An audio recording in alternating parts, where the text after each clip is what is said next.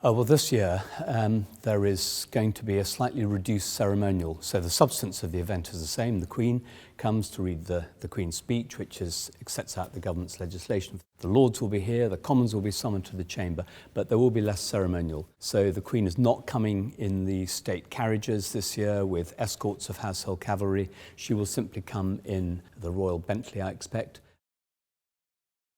So there will be a slightly reduced ceremonial externally outside the Palace of Westminster. Inside the Palace of Westminster, the most noticeable thing is that the Queen will not be wearing the state robes. She's coming in what's known as just day dress, and she'll be wearing a hat. The crown will be present on a cushion in the procession, and it will be placed on a table just by the Queen during her speech in the chamber here. The important thing is that there's no intention or expectation that this will happen next year. It will be back to the full usual ceremonial state opening next year. It's happened twice in recent history.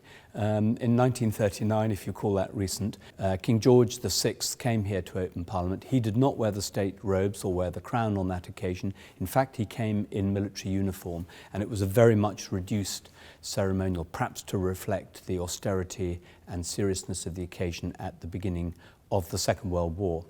And then again in 1974, a snap election was called, and when it came to the state opening of Parliament, the Queen was in fact travelling abroad, and she rushed back.